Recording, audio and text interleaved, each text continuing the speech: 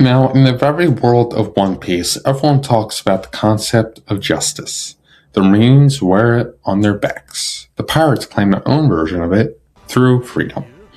But in the middle of the greatest war and struggle for supremacy ever, one man stood amongst a pile of rubble and laughed at both sides. Doflamingo isn't just your ordinary villain. He didn't just give a speech.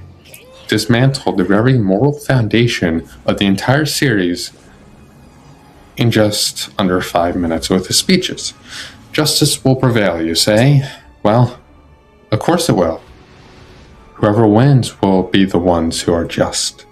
Today we're breaking down this monologue and later on his greater monologue of, well, justice and why it's one of the greatest in anime history.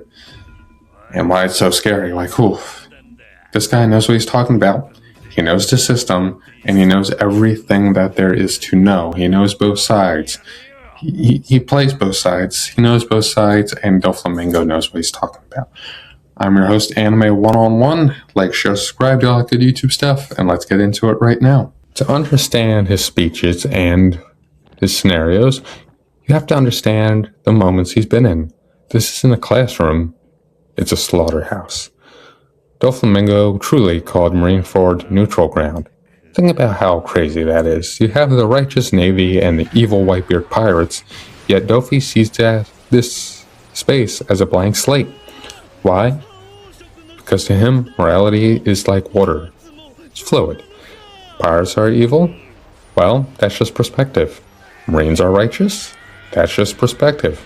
History is the only judge? That's correct. Doflamingo highlights the hypocrisy of this era. He tells us that justice isn't a divine law, it's a trophy handed to the survivor of the battle. And that's more evident than ever with, well, Marineford. It's winner takes all, basically. And the loser will fall. Because remember, the winners write history. But why is Doflamingo the one to say this? Because he has seen both ends of the spectrum. He was born a celestial dragon, basically the most royal family in existence who could do no wrong. Then he was hunted like an animal by commoners. Doflamingo realizes that good and evil are just labels used by the powerful to protect themselves, which is correct.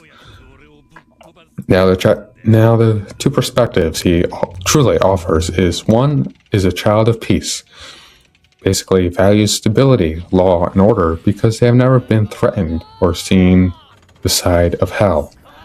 Now the child of war values survival, strength, and results because they've never been protected. Remember, they've never seen peace or heaven. When Doflamingo says kids who've never seen peace and the kids who've never seen war have different values, he's calling out the audience. He's saying our sense of right is a luxury provided by our safety. Now, Doflamingo's ideals aren't about building a better world. They are about the true essence of supremacy in the One Piece universe. He doesn't want to destroy the system like Rocks, Roger, or Whitebeard, or to change it like Dragon. He wants to be the system itself. This is what makes him so terrifying. He is the realest villain in the room. He isn't like Kaido, big bad evil. He isn't a revolutionary like Wild Dragon. He isn't a true pirate like Whitebeard. He just wants to be the system. There's no objective truth with him. Only the narrative of the winner. This reminds me of, one of the greatest quotes from Call of Duty in Modern Warfare 2. When Price says, history is written by the victor. If he lives and we die, his truth becomes written and ours is lost. Great Call of Duty reference right there. Modern Warfare 2, greatest Call of Duty game. Anyway, one of the greatest. My favorite is Black Ops 1. Black Ops 1 Supremacy, let's go. Anyway, back to Doflamingo. Anyway, this unmatchable wave where only the strong survive is, well, the One Piece universe. Like, you gotta be strong in order to win. You gotta be strong in order to live. You gotta be strong in order to survive, like Whitebeard, Rocks, Joy Boy, Emu, the Five Elders, and of course our favorite protagonist, Monkey D. Luffy. It is truly one of the greatest complexities of the One Piece universe. He views the world as a throne war in his eyes. The Yonko, the Admirals, and the Worst Generation are all just players in a game where only one rule exists. Don't lose, because if you lose, you become the evil in the history books. As we get deeper into the final saga of One Piece, Doflamingo's words are like fine wine. With the revelation of Emu and the Elders, we see exactly what Dofi was talking about. The world government is quote-unquote just, only because they won 800 years ago and erased everyone who disagreed.